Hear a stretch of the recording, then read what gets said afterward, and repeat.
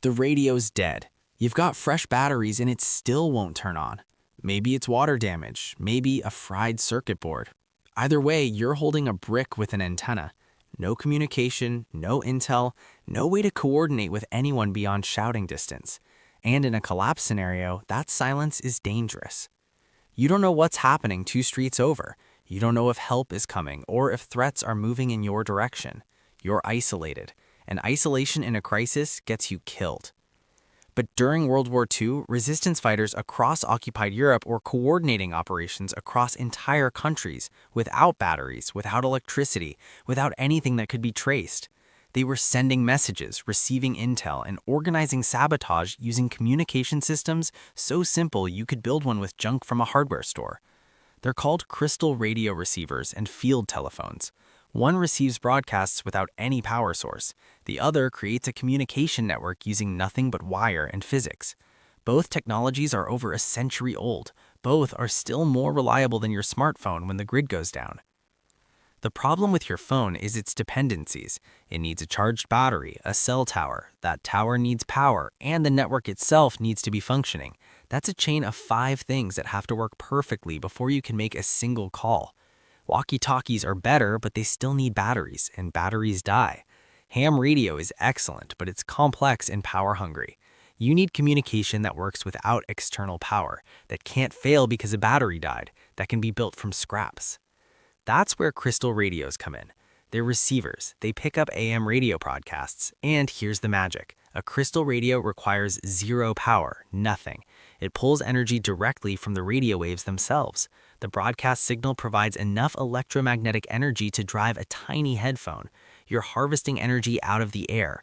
It works with 4 main parts: an antenna, which is just a long wire strung as high as you can get it, a tuning coil, which is wire wrapped around a cardboard tube letting you select the frequency, a crystal diode, the critical component that converts the radio wave into audible energy, and a high-impedance headphone, something efficient enough to work with minimal power.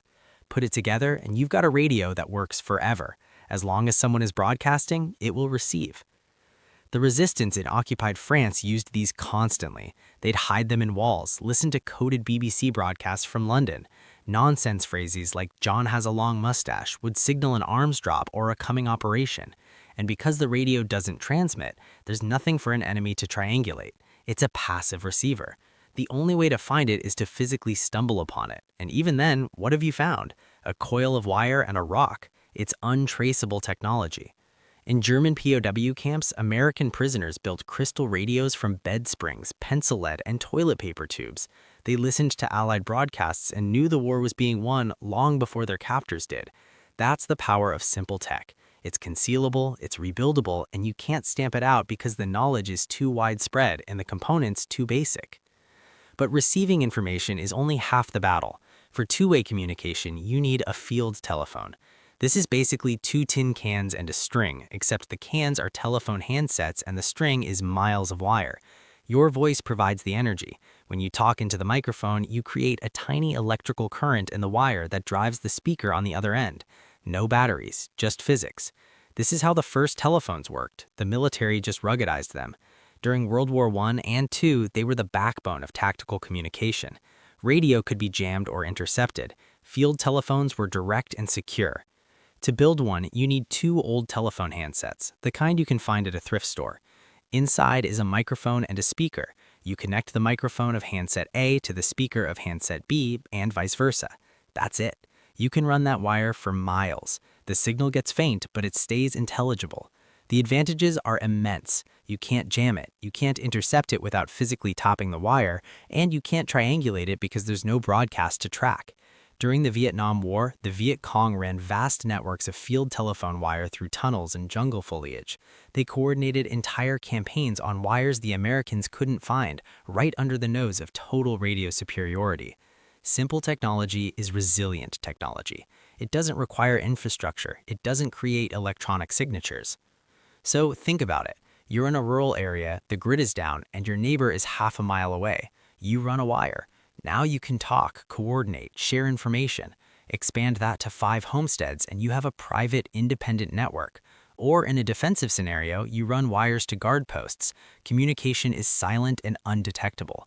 The enemy has no idea you're coordinating. This is exactly what the French resistance did in the Alps in 1944. They ran miles of wire along mountain trails and through caves, connecting dozens of cells. When the Allies landed at Normandy, the resistance blew bridges and ambushed German convoys, all coordinated through field telephone networks the Germans never found. So you combine these two systems, the crystal radio for listening to the outside world, news, emergency broadcasts, information from hundreds of miles away, and the field telephone for secure local coordination with your team, your neighbors, your community. You have a complete communication solution with no batteries and no dependence on any external infrastructure. When everyone else's communication fails, yours still works. In a disaster, information is currency. Knowing what's happening is a survival advantage. If you're the one with working communications, you become the hub.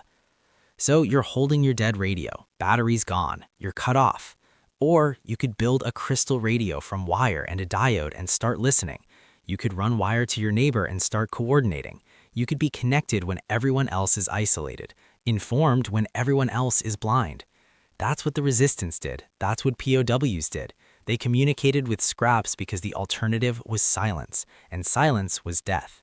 No batteries, no power, no dependence, just wire, ingenuity, and the refusal to be cut off. That's World War II communication technology, and it works just as well now as it did then.